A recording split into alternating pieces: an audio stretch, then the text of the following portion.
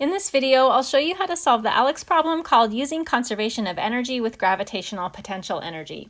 I've flipped through a few different versions of this problem and they all have the same situation. They all have a ball starting at a particular point, which they call A. It's going to give you information about the ball at point A, and it's asking you to calculate the velocity of the ball when it hits the ground at point B at a height of 0. Now, there's a lot of information in the problem statement that is completely irrelevant to the problem. For example, in this problem, it's telling me the radius of the object. I don't need to know that. It's also telling me the object's mass, and I don't need to know that either.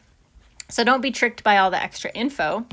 The equation that you're going to use to calculate the velocity of the object when it hits the ground is mgh equals 1/2 mv squared. And if you're clever, you're going to see that there is an m variable on both the left side and the right side of the equation. So they cancel each other out. They're not even relevant to this problem. That m variable stands for the mass of the object, which is provided to us, but we don't even need to use it because it just cancels itself right out. G is a constant. It is 9.8 meters per second squared.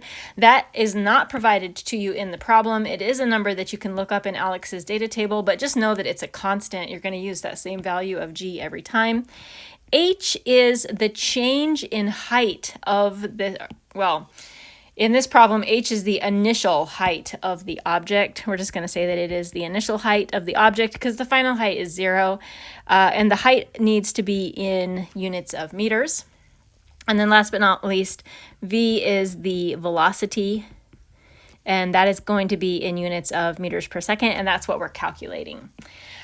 So all that we need in order to solve this problem is just the initial height of the ball. All the other information is irrelevant.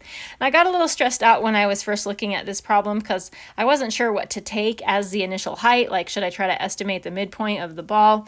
Looking at a few of the ALEKS problems, looking at the solutions, it looks like it takes the bottom of the ball, the top of the green line, as the height of the object.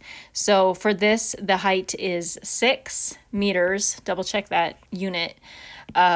So it's just taking the height at the top of the green line or the bottom of the red ball.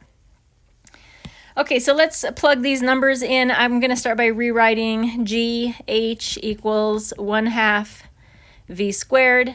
G is 9.8 meters per second squared. H, my height, is 6 meters.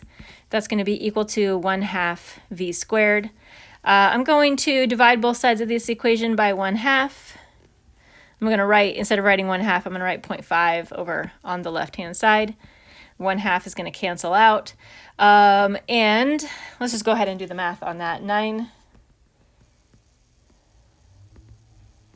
Some random numbers over here. 9.8 times 6 divided by 0.5 is 117.6. Those units are meters squared over second squared, and that is equal to v squared.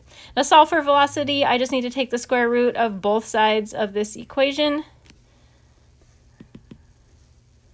So we can do that, and I get 10.8 as my meters per second as my velocity. ALEKS says it wants it to two significant figures, which is going to be 11, and it also says don't forget to include the units in your answer. The units are going to be meters per second.